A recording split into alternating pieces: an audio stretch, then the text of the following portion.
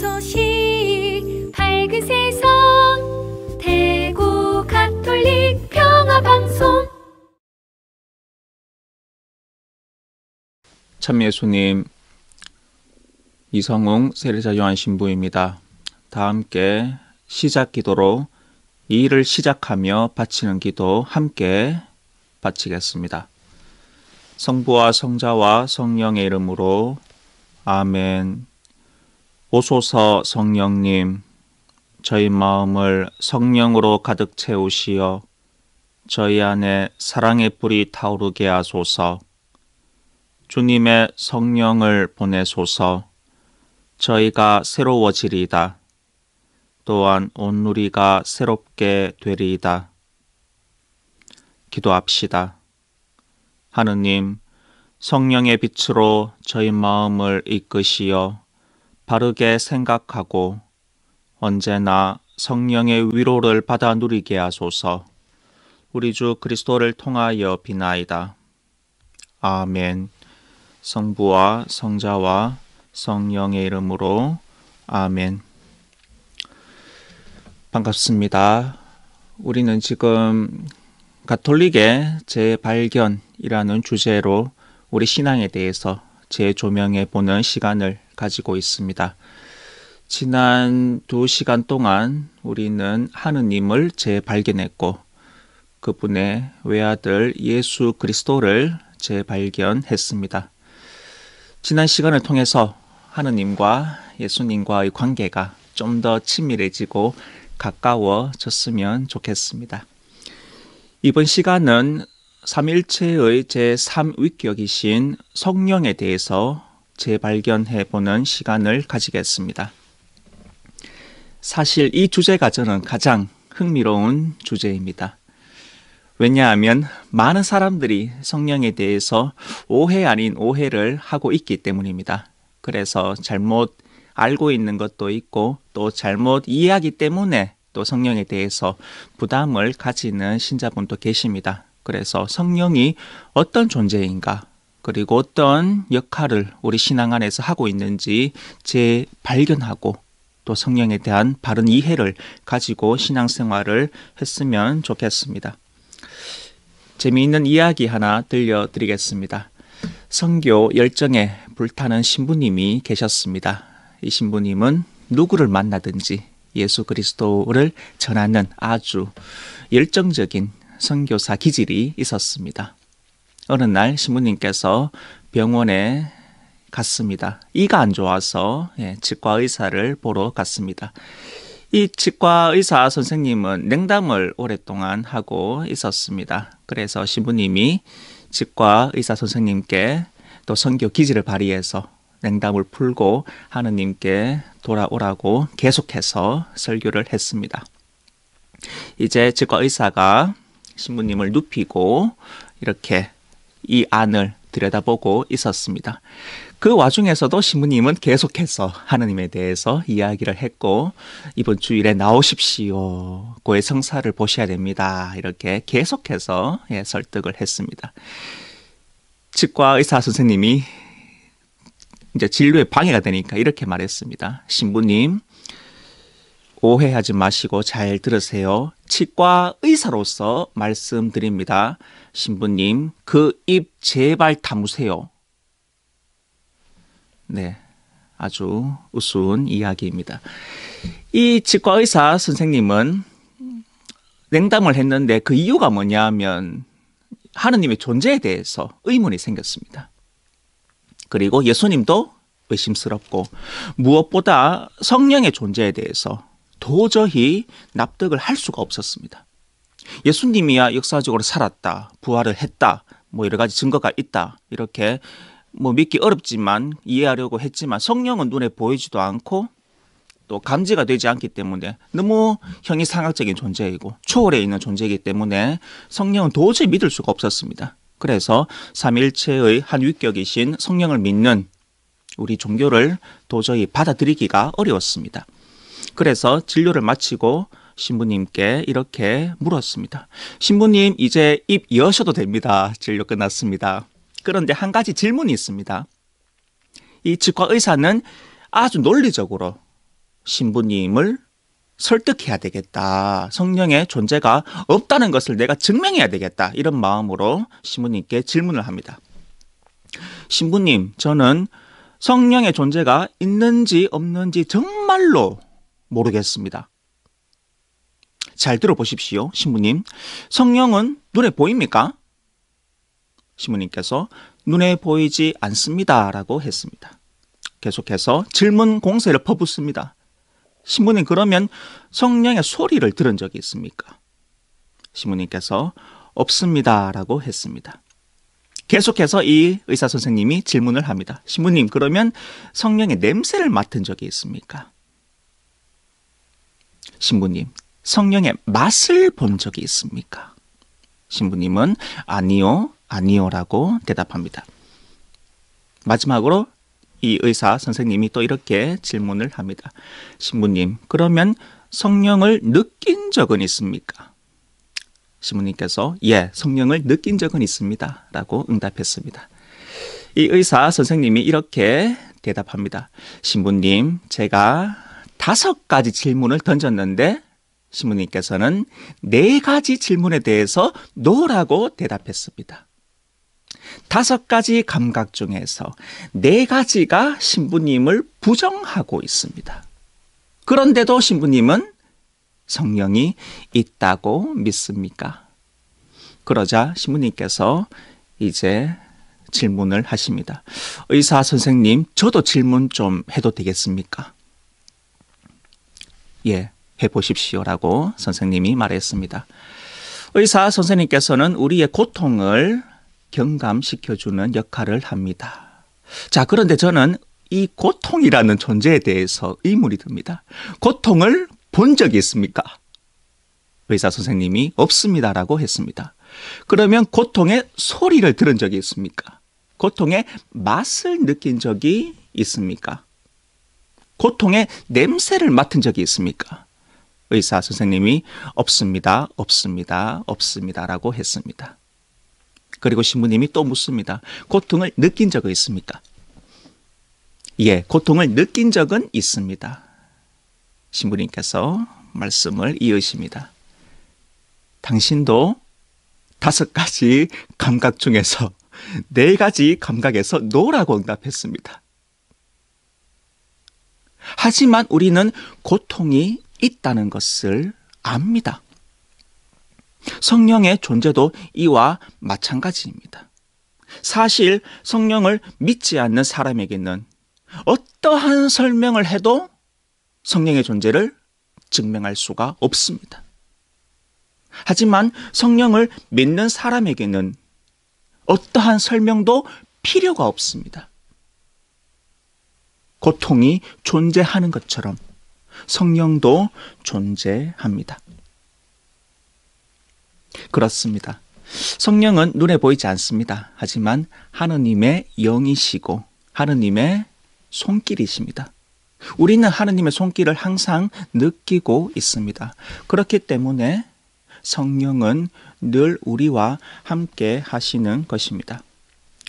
자, 성령에 대해서 우리가 잘못 이해하고 또 이 치과 의사 선생님처럼 논리적으로 이해를 하지 못하기 때문에 왜곡된 이야기들도 많습니다. 저도 성령에 대한 이야기들 중에서 잘못 전달된 아주 우스운 이야기도 많이 들었습니다. 어느 날 성령 기도회가 열리고 있었습니다. 기도회 중에서 신부님께서 안수를 하는 순간이었습니다. 그때 한 사람이 넘어집니다. 옆 사람이 또 넘어집니다. 이 도미노처럼 계속해서 넘어집니다. 그래서 이 기도회가 끝나고 저 멀리서 기도한 사람이 궁금해서 왜 사람들이 쓰러질까? 그래서 한 사람을 붙잡고 물어보았습니다. 왜 신부님께서 안수했을 때 당신 넘어졌습니까? 그러자 그 사람이 이렇게 대답합니다. 아니, 제 옆에 사람들 다 넘어지는데 저만 안 넘어지면 무안하잖아요. 이상하잖아요. 그러자 이 사람이 신부님께서 안수를 제일 먼저 한 사람에게 다가가서 또 같은 질문을 했습니다. 당신은 왜 넘어졌습니까? 혹시 성령을 받았습니까? 그러자 이 사람이 이렇게 대답합니다. 아니 제가 가만히 기도하고 있는데 신부님께서 이렇게 확 미시는 거예요. 그래서 넘어졌죠. 네, 참 우스운 이야기죠. 예, 물론 신부님께서 이렇게 밀거나 이렇게 당기거나 하지 않습니다. 신부님께서는 아주 장엄하게 또 경건하게 안수를 주시면서 기도를 했을 겁니다. 그런데 왜 이런 우스운 이야기가 나오는가? 바로 성령에 대해서 우리들이 잘못 이해하기 때문에 이런 우스운 이야기가 나오는 것입니다. 그리고 사람들은 성령이라고 하면 부담스러워하기도 합니다. 왜냐하면 나는 심령 기도를 하지 못하기 때문에, 나는 성령 기도회 동안 어떤 예언의 메시지를 받지 못하기 때문에, 다른 사람들은 저렇게 잘하는데 나는 왜 은총을 받지 못할까? 나는 성령하고 맞지 않는가 봐. 이렇게 부담을 느낍니다.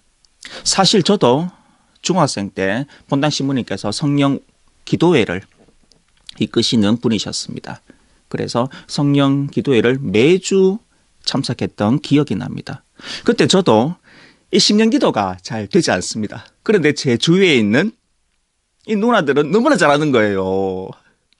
저는 안 되는데 혀도 안 돌아가고 따라 하려고 해도 안 됩니다. 그래서 그때 제가 즐겨 봤던 만화가 돈데크만 시간 탐험대라고 옛날에 아주 인기리에 방영했던 만화 영화인데, 그 주수를 제가 따라 하면서 성령 기도회를 참석한 적이 있습니다. 왜냐하면 심령 기도가 안 되니까. 그때 심령 기도하면서 사람들이 이제 막 이제 기도를 하잖아요. 그때 저는 돈데 기리기리 돈데 기리기리 돈데 그만 이 시간 탐문에 나오는 그 주수를 외웠던 기억이 납니다. 왜냐하면 심령 기도가 안 되니까.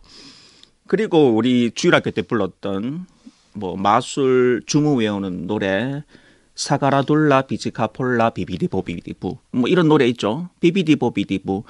그래서 이런 것들을 외우면서 심령 기도를 함께 따라했던 기억이 납니다. 왜냐하면 나도 은사를 받고 싶은데 혀가 안 돌아가니까. 그렇게 이것이 다 성령에 대한 무지에서 나오는 어떤 에피소드라고 할 수가 있죠. 심지어 신부님께서도 어떤 분들은 성령을 부담스러워합니다. 저는 성령하는 신부님 아닙니다. 저는 성령 별로 좋아하지 않습니다. 그러니까 보좌 신부님께서 성령 기도에 들어가서 강복도 주시고 훈화도 주실 겁니다. 성령하고는 저 상관없습니다. 이렇게 말씀하시는 신부님도 계시죠. 왜냐하면 신자분들이 성령에 대해서 잘 모르고 또 잘못 심취해서 또 그쪽으로만 빠져서 편협된 신앙생활을 하기 때문에 신부님도 영적인 지도를 하기가 되게 어려운 경우가 있습니다. 또 어떤 신자분은 신부님께 이렇게 이야기를 하기도 합니다. 신부님, 성령께 드리는 미사를 좀 봉헌해 주십시오. 그러니까 이 신부님이 좀 어이가 없죠. 이렇게 말합니다.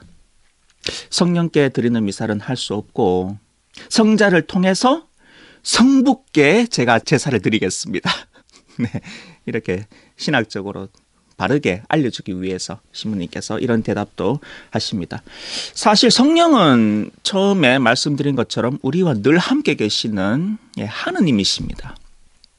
그러니까 우리가 성령을 부인해서도 안 되고 성령을 배제해서도 안 됩니다.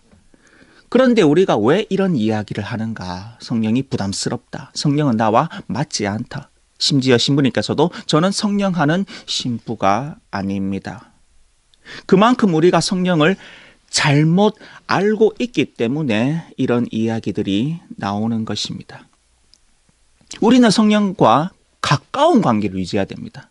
그런데 이런 말들을 함으로써 오히려 성령과 나와 관계가 멀어지는 그런 결과를 초래합니다. 그러니까 이런 이야기들, 성령하고 맞지 않아. 나는 딴 거 할 거야. 난 성경이 좋아. 나는 다른 영성이 좋아. 나는 성령하지 않습니다. 이런 말들이 오히려 나를 성령과 멀어지게 하기 때문에 안타까움을 금할 수가 없습니다. 자, 성령에 대해서 우리가 이런 왜곡된 생각을 가지는 이유는 바로 성령의 은사를 특별한 누군가만 받을 수 있는 그런 아주 누구만을 위한 소수만을 위한 은사라고 믿기 때문입니다. 그렇기 때문에 우리가 비교를 하게 되는 거죠. 아, 저 누나는 심령 기도를 잘하는데, 저 형제님은 예언의 은사를 잘 받는데 나는 뭐야? 비교를 자꾸 하기 때문에 내가 소외감을 느끼고 또 성령을 내가 자꾸 멀리하는 것입니다. 자, 비교를 하면 안 되는 이유, 제가 이행시 한번 지어서 설명을 해 보겠습니다. 여러분들 힘차게 오늘 띄워 주십시오. 예, 잘 들었습니다. 비참해지거나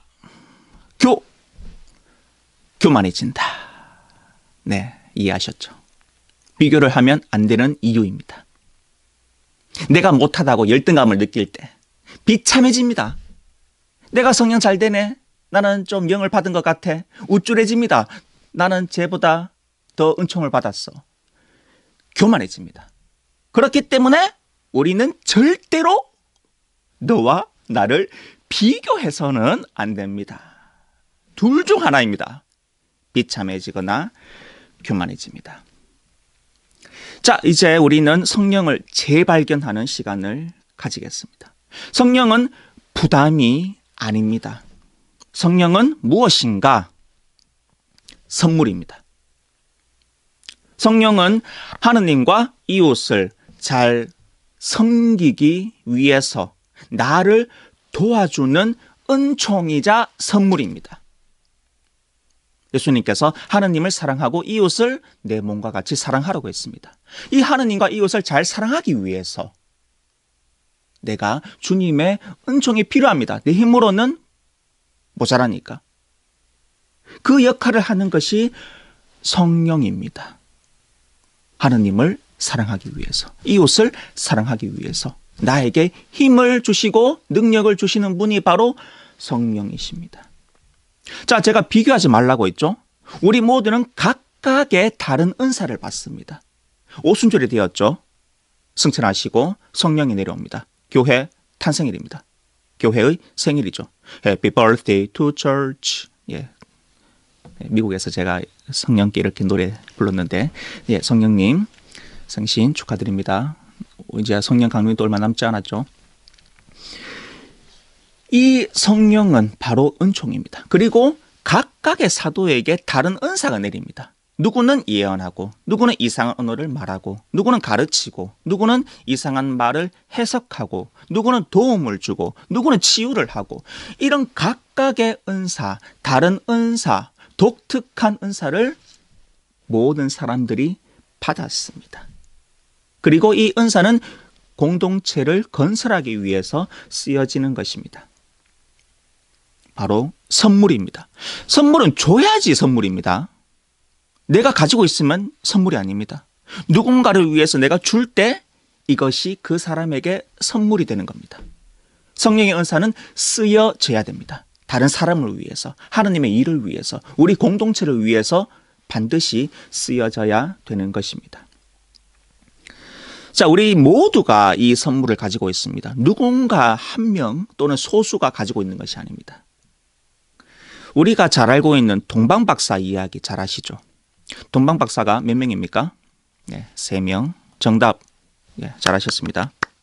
선물은 몇 개입니까? 3개. 정답. 잘하셨습니다.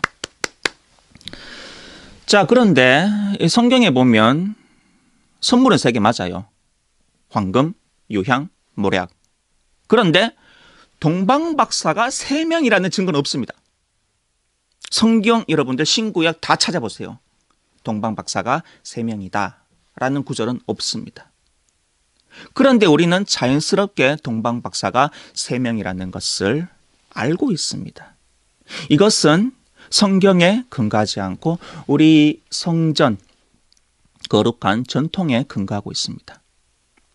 그러면 왜 이런 전통이 생겼는가 한번 살펴보겠습니다. 자, 가정을 한번 해보겠습니다. 동방박사들이 예수님을 경배하기 위해서 왔다라고 되어 있습니다. 자, 그러니까 동방박사가 뭐 한 10명이 왔다 생각해 보십시오. 자, 10명이 와서 3개의 선물을 예수님께 바칩니다. 그러면 7명은 빈손입니다. 3명만 선물을 가지고 있습니다. 자, 그렇기 때문에 교회는 7명은 선물을 가지고 있지 않다. 이 논리를 배제하는 겁니다. 왜냐하면 모든 사람이 선물을 가지고 있습니다. 그 선물을 주님께 봉헌하는 것이기 때문입니다. 우리 믿음과는 상충되죠. 그렇기 때문에 10명이 왔다, 20명이 왔다, 100명이 왔다. 그리고 나머지는 빈손으로 그냥 따라왔다. 이 논리를 교회는 인정하지 않습니다. 그래서 3명의 동방박사가 3가지 다른 선물을 주님께 드린 겁니다. 자, 또 이런 가정이 있을 수가 있습니다. 뭐 동방박사 들카니까 2명이 왔을 수도 있겠죠. 그런데 1명이 황금하고 유향하고 모략하고 다 드릴 수도 있습니다. 독점이죠. 한 사람이 모든 선물을 다 드린 겁니다. 이 논리도 교회는 인정하지 않습니다. 한 사람이 많은 은사를 독점하지 않습니다.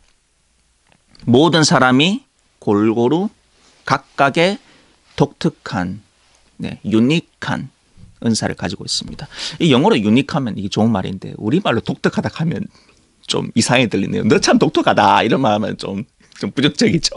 예, 아무튼 유니크한, 아주 고유한, 고유한 이 단어 좋네요. 고유한 은사를 가지고 있는 겁니다. 그래서 우리 거룩한 전통은 빈손으로 온 사람도 없습니다. 그리고 한 사람이 독점해서 모든 선물을 주님께 드리지 않습니다. 각각의 사람이 각각의 선물을 주님께 드리는 것이 우리의 믿음입니다. 그렇기 때문에 우리가 비교를 할 필요가 없는 거죠. 나는 뭐 가르치는 은사가 있다. 어떤 사람은 경영을 하는 은사가 있고, 나는 식별을 하는 은사가 있다. 어떤 사람은 선교를 하는 은사가 있고, 다릅니다. 그렇기 때문에 본당이 돌아가는 거죠. 그렇기 때문에 우리는 내가 가진 은사를 찾을 필요가 있습니다. 과연 내가 받은 성령의 선물은 무엇인가? 그래서 성령이라고 하면 이상한 은총, 나에게 이상한 힘을 주는 어떤 사람에게만 주어지는 초월적인 경험, 이렇게 생각을 하는 것이 아니라 늘 우리와 함께 있으면서 하느님과 이웃을 사랑하도록 도와주는 은사가 바로 성령의 선물이다. 그리고 나도 그 선물을 가지고 있다. 이 선물을 발견하자. 이것이 오늘 강의의 요점이라고 하겠습니다. 자, 그러면 여러분들하고 저하고 내가 받은 성령의 선물이 무엇인지 찾아보는 작업을 오늘 한번 해보겠습니다. 성령을 재발견하는 아주 중요한 순간입니다. 자, 저는 미국에서 공부를 하면서 또 본당 사목을 했습니다. 제가 있던 클리블랜드 교구에서 발견한 프로그램이 있습니다. 바로 성령의 선물이라는 프로그램인데, 이 프로그램은 바로 우리들이 성령의 선물을 발견하도록 도와줍니다. 제가 지금 번역을 하고 있는데 만약에 여러분들도 자료를 요청하시면 보내드리겠습니다. 제가 사는 곳이 사대리구청이니까 구글로 사대리구청 검색하시고 전화번호 나오면 전화하셔서 이성웅 세례자 요한 신부님 받고 주십시오. 아니면 성령의 은사 프로그램을 받고 싶습니다. 이렇게 문의하시면 제가 다 보내드리겠습니다. 자, 어떤 내용이냐면 여러분들 MBTI 다 아시죠? MBTI 하면 뭐 여러 가지 유형이 나오죠. ESTJ, 뭐 ENFP, 뭐 I는 또 내향성이고 뭐 이렇게 쭉 설명이 또 되어 있죠. 예수님 MBTI는 뭔지 아십니까? 뭘까? 혹시 아시는 분 계십니까? 뭐 외향성일까? 내향성일까? 예수님의 MBTI는 INRI입니다. 신부님 그런 유형 없는데요? 십자가 위에 잘 보시기 바랍니다. INRI라고 적혀 있습니다. 농담이었고. 자, 참고로 예수님은 MBTI면 정 가운데로 나온다고 합니다. 왜냐하면 중도를 워낙 잘 지키시는 분이시기 때문에. 자, 제가 가지고 있는 설문지가 있습니다. 100개 문항입니다. MBTI 하듯이 이렇게 여러분들이 설문지 작성하시면 여러분들이 가지고 있는 은사가 부각이 됩니다.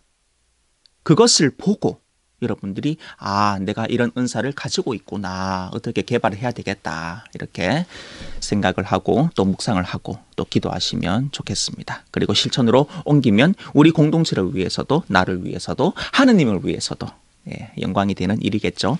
이 자료를 요청하시면 제가 나중에 보내드리겠습니다. 자, 이 성령의 선물에 대한 프로그램은 성경을 바탕으로 했습니다. 이것이 강점입니다. 절대로 어떤 인간적인 그런 지식을 동원해서 어떤 선물을 만든 것이 아닙니다. 성경의 바탕을 두어서 성경의 근거 자료가 다 있습니다.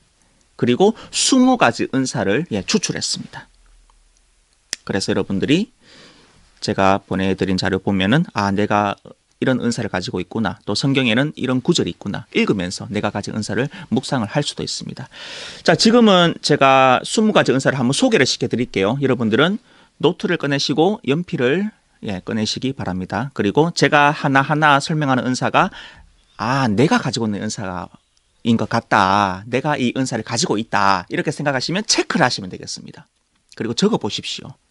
그리고 기억을 해 보시기 바랍니다. 한 3가지, 4가지 정도 여러분들이 한번 뽑아 보십시오. 들으면서 한번 뽑아 보십시오. 그리고 나중에 여러분들이 설문을 또 답하면서 그 은사를 또 체크를 할 수가 있습니다. 자, 첫 번째 은사, 먼저 이 은사에 대해서 제가 설명을 하고 또 성경 안에서 성경을 근거로 두기 때문에 어떤 인물이 이 은사를 가지고 하느님께 영광을 드리면서 살았는지 한번 설명을 드리겠습니다. 그리고 이 은사를 가지고 여러분들이 할 수 있는 역할들, 교회를 위해서 내가 어떻게 이 은사를 쓸 수 있는지 한번 또 이야기를 해드리겠습니다. 아주 실제적인 그런 시간이 되겠습니다. 자, 종이 꺼내시고 연필 드시고 한번 들어보십시오. 자, 첫 번째 은사는 경영의 은사입니다. 이 은사는 크고 작은 계획들을 효과적으로 기획하고 추진하는 은사입니다. 자, 어떤 사람 보면 되게 어떤 프로젝트를 잘 계획합니다. 누구보다 쉽게 그리고 아주 또 편리하게 알차게 계획을 수립하고 또 집행하는 사람이 있습니다. 이것이 바로 경영의 은사입니다. 자, 이 경영의 은사를 가지고 있는 사람은 창세기 39장 2절에서 5절에 나오는 이집트의 재상이 된 요셉입니다. 자, 파라오의 경호대장인 포티파르가 이집트 상인 이스마엘인들에게서 요셉을 이제 사게 됩니다. 그리고 요셉은 주인을 위해서 재산을 관리를 하게 됩니다. 요셉에게 그런 은사가 있었습니다. 이 요셉이 관리를 잘 해서 이집트 사람의 집에 주님께서 복을 내려주셨다라고 창세기 39장에 나옵니다. 바로 재상이 된 요셉이 이런 경영을 하는 은사를 가지고 있음을 알 수가 있습니다. 자, 이런 은사를 가지신 분들은 본당 사목위원이 되실 수도 있고 또 성인 예비자 교리 또 연간 계획을 잘 세워서 또 실제적으로 운영을 할 수도 있습니다. 그리고 전례에 대해서 1년 주기로 우리가 전례를 돌게 됩니다. 전례 봉사자로 이렇게 제대 회원이라든지 또 해설을 하면서 봉사를 할 수도 있습니다. 경영의 은사 가지고 있습니까? 한번 잘 생각해 보시기 바랍니다. 자, 계속해서 은사 간략하게 한번 설명드리고 여러분들이 한번 찾아보십시오. 이것이 바로 성령이 주는 은사를 여러분들이 다시 발견하는 그런 시간입니다. 자, 두 번째 은사는 식별의 은사입니다. 식별은 직관적으로 하느님의 일이 무엇인지 감지하고 알아차리는 은사입니다. 자, 이 식별의 은사를 가지고 있는 분 누가 있을까? 열왕기 상권에 나오는 솔로몬입니다. 주님께서 묻습니다. 내가 너에게 무엇을 해주기를 바라느냐? 당신 백성을 통치하고 선과 악을 분별할 수 있게 해 주십시오. 어느 누가 이렇게 큰 당신 백성을 통치할 수 있겠습니까? 다윗의 뒤를 이어서 이스라엘 백성을 통치하려고 할 때 솔로몬은 주님께 이 식별의 은사를 청합니다. 그리고 이 식별의 은사를 받습니다. 그래서 하느님의 일이 무엇인지, 주님께서 원하는 것이 무엇인지 잘 분간을 했습니다. 이런 은사를 가지고 있는 사람들 있죠. 예, 딱 보면 저것은 하느님이 원하시는 거야. 저것은 인간이 원하는 거야. 예수님께서도 베드로에게 말했죠. 사탄아 물러가라. 너는 사람의 일만 생각하고 하느님의 일은 생각하지 않는구나. 바로 식별의 은사를 받기를, 식별의 힘을 키우기를 예수님께서 베드로에게 독려하신 것입니다. 자, 이런 식별의 은사를 가진 사람들이 있습니다. 이런 사람들은 영적인 상담을 할 수 있습니다. 그리고 또 성경에 대해서 아주 식별력이 있기 때문에 잘 사람들에게 가르칠 수가 있습니다. 또 다양한 모임의 지도자 역할을 하면 이 은사를 잘 쓸 수가 있습니다. 식별의 은사 가지고 있습니까? 자, 세 번째 은사는 격려의 은사입니다. 이 은사를 가지고 있는 사람은 다른 사람의 말을 잘 들어주고 용기를 북돋아주고 그리고 아주 효과적으로 상담하고 위로를 전해주는 그런 은사를 가지고 있는 겁니다. 자, 이 은사를 가지고 있는 사람 사도행전 11장에 나옵니다. 이름도 위로의 아들 누구입니까? 바르나바입니다. 자, 안티오키아로 와서 그곳 사람들에게 모두 굳센 마음으로 주님께 계속 충실하라고 격려했습니다. 초대교회에서 아주 큰 역할을 했던 바르나바, 이 격려의 은사를 가지고 있습니다. 자, 이 격려의 은사를 가지고 있는 사람은 신부님을 도와서 봉성체 하시면 좋습니다. 어르신들 찾아가서 격려하시고 위로를 전하면 아주 좋겠죠. 또 위령 회원이 되어서 같이 연도 바치고 또 임종한 사람을 위해서 기도하고 또 유가족들에게 격려와 위로를 전달했으면 좋겠습니다. 또 교도소를 방문하는 것도 이 은사를 가진 사람들이 했으면 아주 효과가 있겠죠. 또 본당에서 교리 교사로 활동을 하기를 권해드립니다. 이것이 격려의 은사입니다. 저도 개인적으로 제가 격려의 은사가 있다고 느낍니다. 자, 네 번째는 복음 선포의 은사입니다. 복음을 나누고 자신의 영적 체험담을 전함으로써 다른 이들을 예수님께로 인도하는 은사. 어떤 사람들 보면 참으로 자기 신앙을 너무나 복음과 잘 접목해서 전달하는 사람이 있습니다. 특별한 복음 전포 은사입니다. 복음을 전하기 위해서 여러 가지 방법이 있겠죠. 중요한 것은 내 신앙에 바탕을 두고 내가 체험한 예수님을 전하는 것이 가장 효과적입니다. 지난 시간에 우리가 예수님의 재발견이라고 하면서 내가 믿는 예수님, 내가 체험한 예수님, 내가 경험한 그리스도를 전하는 것이 중요하다. 내가 그분과 인격적인 관계를 맺는 것이 중요하다고 말씀을 드렸습니다. 자, 이 복음 선포의 은사, 필리포스라는 사람, 사도행전 8장 26절에서 40절에 나오는데 예루살렘 북쪽 사마리아에서 복음을 전했습니다. 에티오피아 여왕의 시종에게 복음을 전하고 세례를 준 내용을 우리가 알 수가 있습니다. 이렇게 해서 지중해 연안 일대에 복음을 전한 역할을 했습니다. 그 내시 이야기 다 아시죠? 에티오피아 내시. 제가 어느 날 미국 본당에서 사목을 할 때인데 이제 독서를 하기 위해서 이제 저는 앉았고 본기도 후에 어떤 신자분이 젊은 친구였습니다. 복음을 독서를 그때 읽고 있었죠. 그때 이제 그 내용이 뭐냐면 필리포스가 그 내시에게 묻죠. 당신 지금 읽고 있는 이사야서 이해하냐? 지금 읽으시는 것을 알아듣습니까? 이렇게 묻자 내시가 이렇게 잘 모른다, 인도해달라, 그런 내용인데, 그래서 이 독서자가 아주 황당한 독서를 했는데, 제가 한번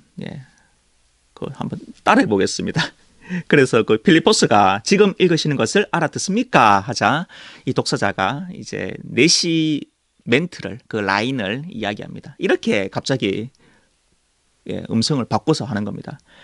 누가 나를 이끌어주지 않으시면 내가 어떻게 알아들을 수 있겠습니까?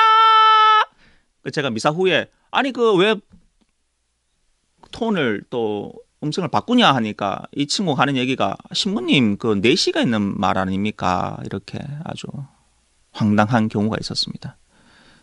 여러분들 독서하실 때 독서는 연기가 아닙니다. 4시 연기를 하라고 여러분들 독서를 하는 게 아니죠. 예. 그래서 그 친구처럼 누가 나를 이끌어주지 않으시면 이렇게 하면 안 됩니다. 예. 독서는 그대로 예, 선포를 하는 건 맞지만 연기라는 것은 아닙니다. 예, 그때 웃겼던 예, 아주 웃었던 기억이 납니다. 자, 이 빌립보스가 예, 이 4시가 성경을 잘 이해하지 못한다. 누가 이끌어주지 않으면 내가 어떻게 이해를 하느냐 이렇게 하자. 예, 친절하게 성경을 예, 잘 설명을 해주는 예, 복음을 잘 전하는 그 모습을 볼 수가 있습니다. 그래서 이 빌립보스를 제가 복음 선포의 어떤 역할을 하는 사람으로 예, 꼽았습니다. 자, 이 복음 선포의 은사를 받은 사람이 할 수 있는 건 예, 독서자, 예, 연기를 하는 것이 아니라 복음을 선포하는 예, 독서자 예, 역할을 권해드립니다. 그리고 교리 교사로서 또 복음을 전파할 수도 있겠죠. 또 선교위원으로서 일을 해보기를 권해드립니다. 자, 5번째 예, 신앙의 은사. 예, 신부님 그러면 어떤 사람은 신앙의 은사가 있고 저는 신앙도 없단 말입니까? 이 뜻이 아닙니다. 모든 사람이 예, 다 신앙을 가지고 있습니다. 그런데 그 중에서도 특별히 이 은사를 예, 가지고 있는 이 은사가 부각되는 그런 사람이 있다는 뜻입니다. 자, 신앙의 은사 어떤 일의 결과에 대해서 걱정하지 않습니다. 그 결과에 대해서 너무 매이지 않습니다. 오히려 하느님과 그분의 뜻에 믿음을 두고 순종을 다하는 그런 은사입니다. 자, 누가 있을까? 예, 사도 바오로를 꼽고 싶습니다. 사도 바오로, 예, 사도행전 27장에 나오는 대목인데 21절에서 25절 카이사리아를 출발해서 배편으로 이제 로마를 향합니다. 그때 크레타 섬 남쪽에서 폭풍을 만나 며칠 동안 표류하다가 절망적인 상황에 처합니다. 그때 바오로가 이런 말을 합니다. 이제 나는 여러분에게 촉구합니다. 용기를 내십시오. 배만 잃을 뿐 여러분 가운데에서 아무도 목숨을 잃지 않을 것입니다. 사실 나의 주님이시고 또 내가 섬기는 하느님의 천사가 지난 밤에 나에게 와서 바오로야 두려워하지 마라. 너는 황제 앞에 서야 한다. 그리고 하느님께서는 너와 함께 항해하는 모든 사람도 너에게 맡기셨다.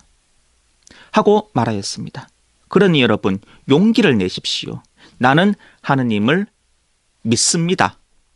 천사가 나에게 말한 그대로 이루어질 것입니다. 아주 단단한 신앙을 우리가 느낄 수가 있습니다. 자, 이 신앙의 은사를 가지신 분들, 예, 이 사람들은 신앙이 약한 사람들에게 그런 은사를 전해줘야 되겠죠.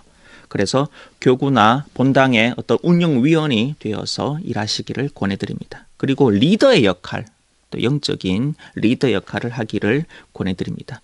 또 여러 가지 중재의 기도를 바치는 예, 그런 역할을 해주시기를 부탁드릴게요. 네, 신앙의 은사였습니다. 다 체크하고 있죠? 아, 나는 이런 은사가 있는 것 같아. 한번 적으면서 체크해 보십시오. 자, 그리고 주는 것. 네, 어떤 사람은 너무나 아낌없이 잘 주는 그런 은사를 가지고 있습니다. 교회의 성장을 위하여 나 자신과 내가 가진 것을 아낌없이 그리고 희생적으로 내어놓는 은사입니다. 자, 루카복음 21장 1절에서 3절 예, 이 은사를 가진 사람 누구입니까? 바로 과부입니다. 예수님께서는 어떤 빈곤한 과부가 렙톤 2잎을 헌금함에 넣는 것을 보시고 이르셨다. 내가 참으로 너희에게 말한다. 저 가난한 과부가 다른 모든 사람보다 더 많이 넣었다. 네, 아주 주는 은사가 있음을 볼 수가 있습니다. 가진 것이 없는데도 아낌없이 주는 그런 은사죠. 자, 이런 은사를 가진 사람들 사회복지위원으로 일을 하시면 상당히 좋겠죠. 또 본당 시설 환경위원이 되어서 봉사를 하는 것도 권해드립니다. 또 본당에 여러 행사할 때 안내자 역할을 해 주시기를 예, 권해드립니다. 자, 잘 되고 있죠. 자, 7번째 은사 보겠습니다. 치유의 은사입니다. 하느님의 도구가 되어서 신체적, 정신적, 관계적 치유의 역할을 하는 은사입니다. 어떤 이에게는 그 한 성령 안에서 병을 고치는 은사가 주어집니다라고 고린도전서 12장 9절에 나와 있습니다. 네, 치유의 은사입니다. 자, 이 은사를 가진 사람 엘리사 예언자 꼽겠습니다. 열왕기 하권 5장 9절에서 나오죠. 시리아 군대의 사령관인 나만을 치유한 내용이죠. 요르단 강에 가서 7번 몸을 씻으십시오. 그러면 새살이 돋아 깨끗해질 것입니다. 라고 말합니다. 바로 하느님 치유의 은사를 이렇게 행사하는 모습을 볼 수가 있습니다. 여러분 중에도 이런 치유의 은사 가지고 계신 분 계실 겁니다. 자, 이런 분들은 봉성체 가서 또 몸이 아픈 분들에게 이런 치유의 은사를 행사했으면 좋겠습니다. 또 병원 사목도 권해드리고 또 기도 모임 안에서 또 치유의 능력을 발휘하시기 바랍니다.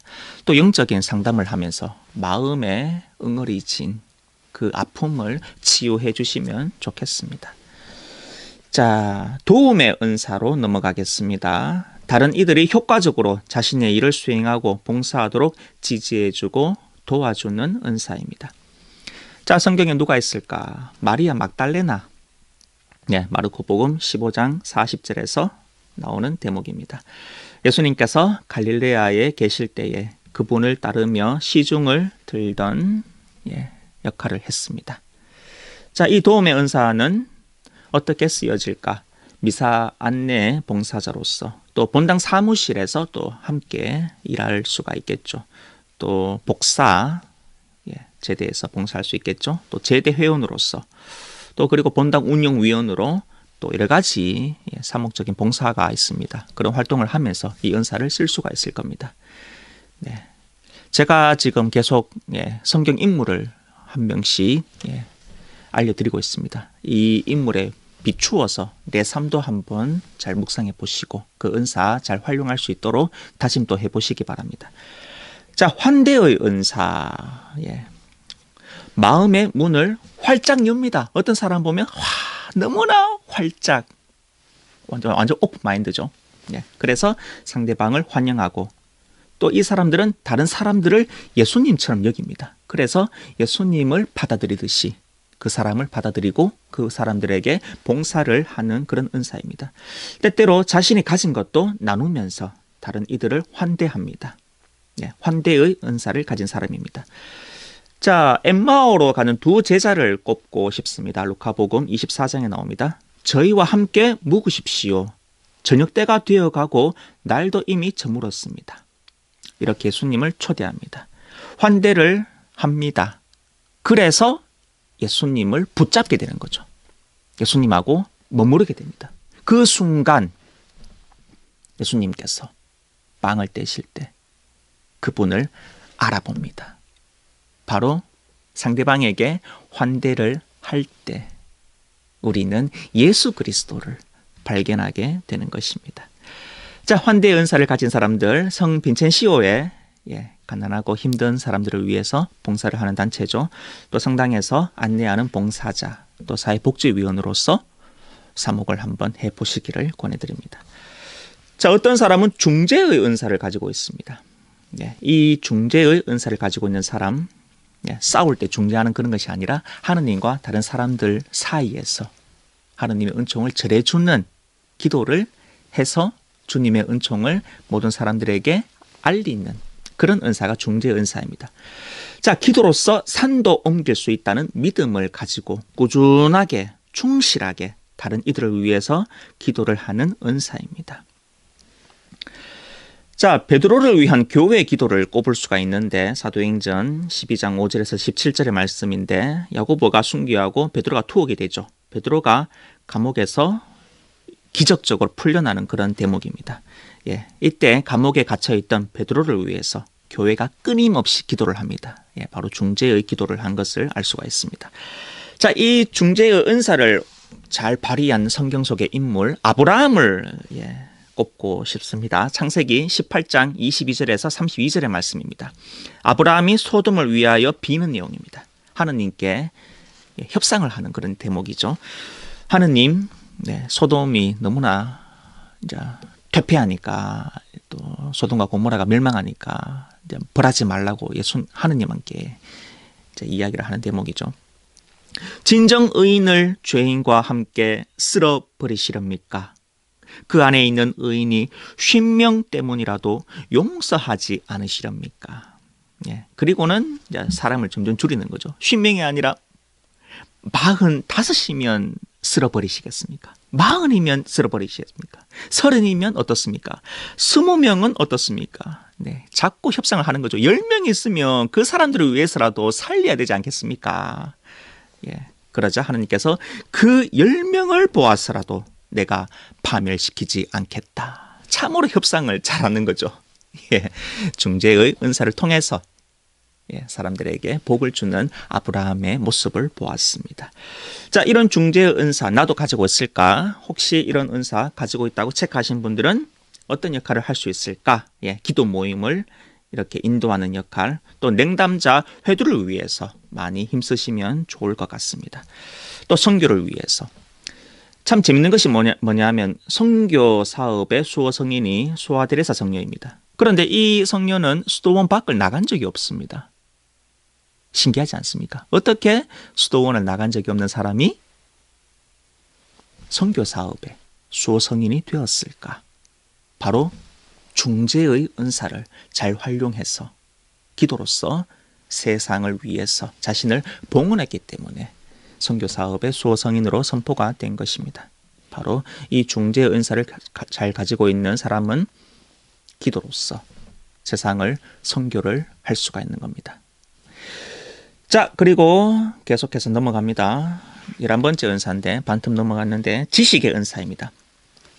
이 지식의 은사를 가지고 있는 사람은 정보와 데이터를 정말 잘 찾습니다. 그리고 잘 모읍니다. 또 조직화합니다. 그리고 분석까지 아주 철저하게 합니다. 그래서 하느님 백성과 교회의 사명에 도움이 되는 그런 역할을 합니다.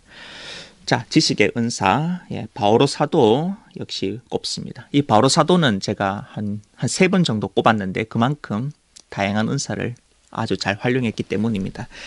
자, 고린도 후서 11장 6절 이렇게 나와 있습니다. 내가 비록 말은 서툴러도 지식은 그렇지 않습니다. 우리는 그것을 모든 일에서 각가지 방식으로 여러분에게 보여주었습니다. 하느님에 대한 지식이 충만해 있다. 교만에서 나오는 말이 아닙니다. 그만큼 하느님에 대해서 자신감을 가지고 자신의 선교 열정을 불태우는 그런 대목으로 볼 수가 있습니다. 이 지식의 은사를 가지고 계신 분들 주일학교 교리교사로 활동을 하시길 권해드립니다. 또 성인 예비자 교리교사가 될 수도 있겠죠. 또 본당 사목위원이 될 수도 있고 성경 공부를 담당할 수도 있습니다. 자, 그리고 지도자 은사를 가지고 계신 분들 이상과 비전을 제시합니다. 그리고 다른 사람들에게 동기를 부여합니다. 그래서 어떤 업무가 이루어지도록 하는 그런 은사를 가지고 있는 사람입니다. 어떤 사람이 말하면 정말로 귀에 잘 들어옵니다. 또박또박 들리고 설득력이 있습니다. 바로 이런 은사를 가지고 있는 사람들의 말이 그만큼 힘이 있는 거죠. 자, 지도자의 은사, 느헤미야 예언자를 꼽겠습니다. 느헤미야서 2장 17절에 나옵니다. 여러분이 보시다시피 우리는 불행에 빠져 있습니다. 예루살렘은 폐허가 되고 성문들은 불에 타버렸습니다. 자, 예루살렘 성벽을 다시 쌓읍시다. 그래야 우리가 더 이상 수치를 당하지 않게 합시다. 이 예언자의 말을 통해서 예루살렘 성벽이 다시 이룩됩니다. 국가의 주권 회복에 상당한 의미를 지닌 그런 대목입니다. 아주 카리스마 있게 예루살렘 성벽을 다시 재건한 것이죠.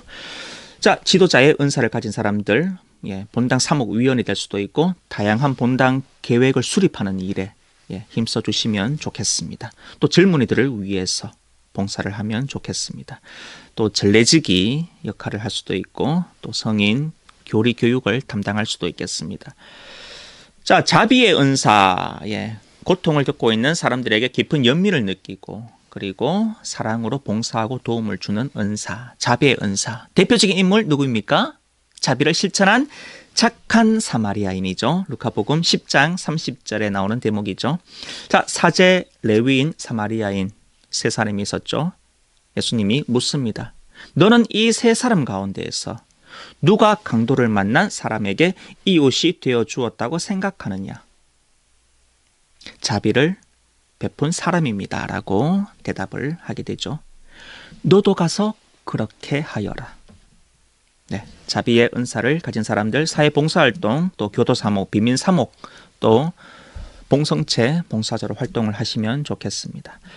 자, 선교의 은사를 가진 사람들, 이 선교의 은사는 단순히 그냥 내 앞에 있는 사람에게 복음을 전하는 것이 아니라 아주 글로벌한 이슈를 잘 느끼는 사람입니다. 세계적인 이슈에 관심이 많고 세상 사람들의 영적 구원을 위해서 뜨거운 열정을 가지고 있는 사람, 복음 선포의 사명을 수행하는 그런 은사를 가진 사람입니다.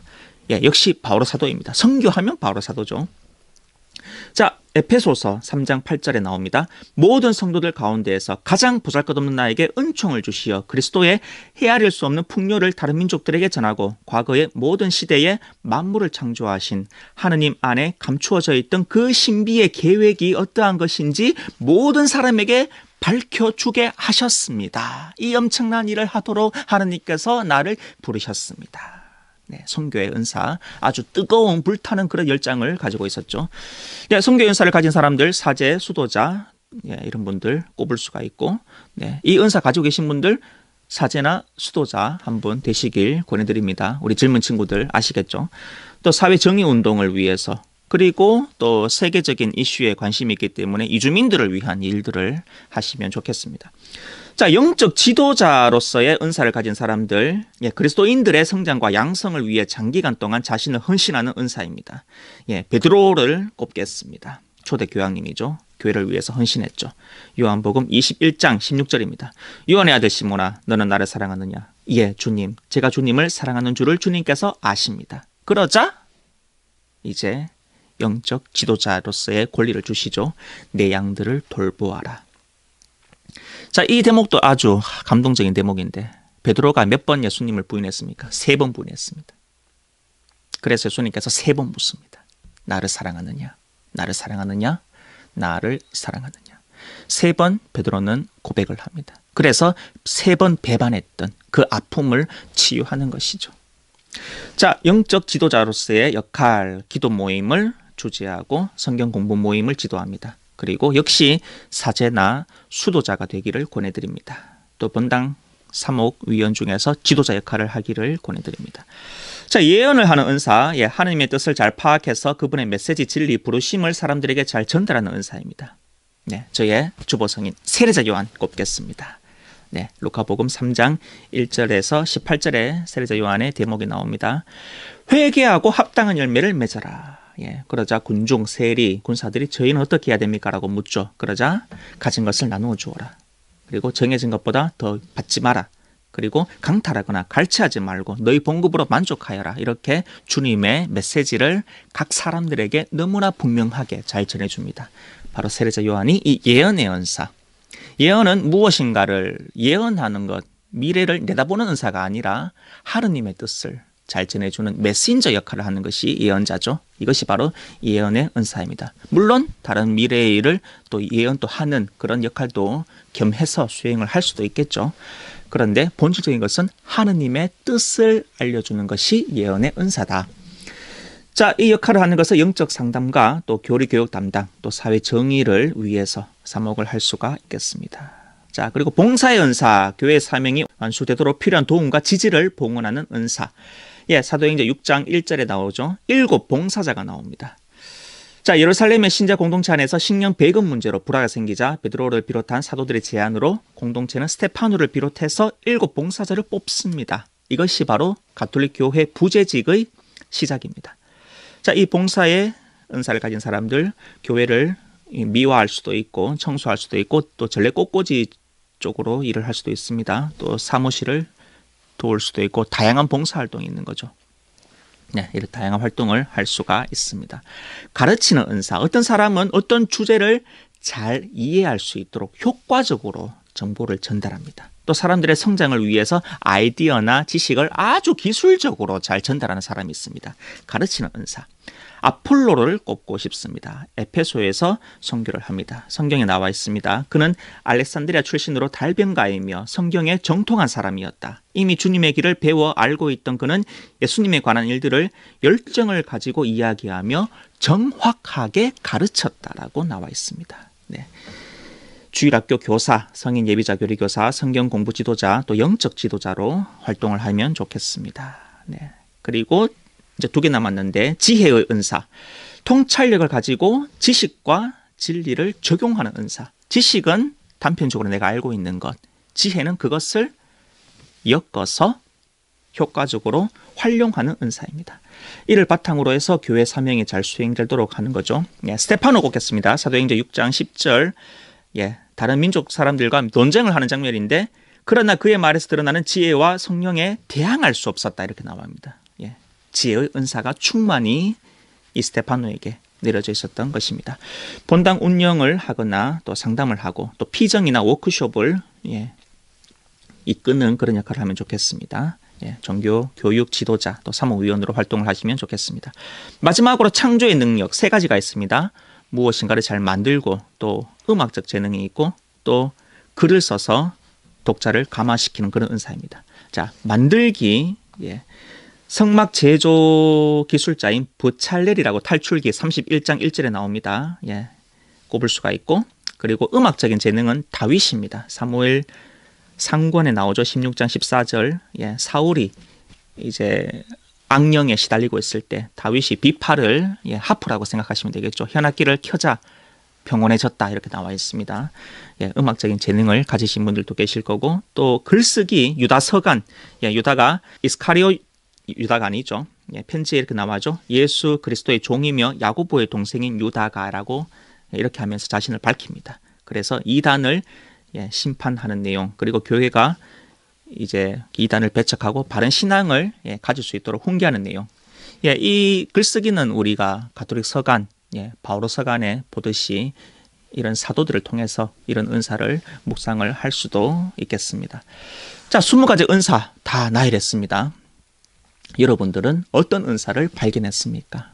한번 잘 찾아보시고 그 은사를 개발시켜 주시기 바랍니다. 자, 성령은 바로 이러한 은사들, 다양한 은사들을 우리에게 주는 그런 분이십니다. 그래서 하느님과 이웃을 잘 섬기도록 도와줍니다. 자, 성령을 우리가 받기 위해서 많은 노력을 합니다. 그런데 중요한 것은 이미 우리가 성령을 받았다는 사실입니다. 세례를 통해서, 견진을 통해서 성령을 받았고 또 그 은총을 더 풍부히 받았습니다. 문제는 성령을 내가 컨트롤하는 것이 아닙니다. 성령에 의해서 내가 컨트롤을 당해야 됩니다. 그것을 어떻게 알 수 있습니까? 자, 7죄종 중에서 여러분들이 힘들어하는 죄종이 있을 겁니다. 교만, 시기, 탐욕, 분노, 나태, 유욕, 인색. 어떤 유혹에 자주 빠집니까? 이 유혹에 빠집니다. 저는 너무나 인색합니다. 저는 너무나 화를 잘 냅니다. 저는 성적인 고민이 많습니다. 저는 너무나 교만한 것 같습니다. 이렇게 경험을 자꾸 하시는 분들은 내가 바로 이런 죄종, 죄의 뿌리가 되는 것에 흔들리는 것을, 바로 컨트롤 당하는 것을 체험한 겁니다. 이런 것에 컨트롤 당하지 않기 위해서 우리는 성령께 나를 내맡겨야 됩니다. 내가 성령께 무엇인가를 요청해서 하는 것이 아니라 이미 내 안에 있는 성령께 나를 맡기는 것이 필요합니다. 과연 내 안에 평화가 있습니까? 기쁨이 있습니까? 사랑이 있습니까? 인내가 있습니까? 친절이 있습니까? 겸손이 있습니까? 이런 것들이 성령의 열매죠. 내가 이런 것들을 열매를 맺고 있다면 바로 성령이 나를 컨트롤하는 것, 나를 이끄는 것임을 알 수가 있습니다. 자, 성령께 내가 컨트롤 당하기 위해서, 성령께 나를 맡기기 위해서 필요한 것이 바로 기도입니다. 기도 안에서 내가 성령을 느낄 수 있기 때문입니다. 오늘 성령의 은사를 찾는 작업을 했습니다. 과연 내가 받은 은사는 무엇이며 또 내가 성령께 나를 맡기기 위해서, 성령에 의해서 내가 이끌림을 받기 위해서 나를 죽이고 성령을 초대하는 그런 역할을 하셨으면 좋겠습니다. 자, 우리 교회가 많이 부족합니다.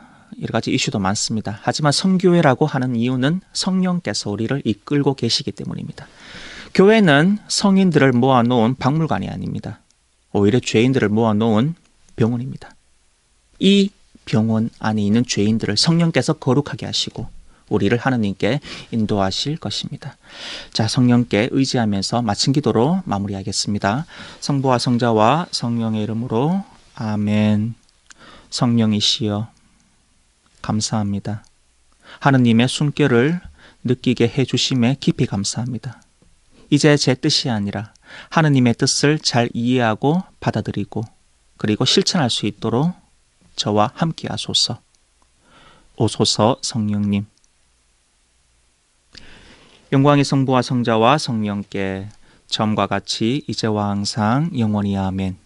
성부와 성자와 성령의 이름으로 아멘. 감사합니다.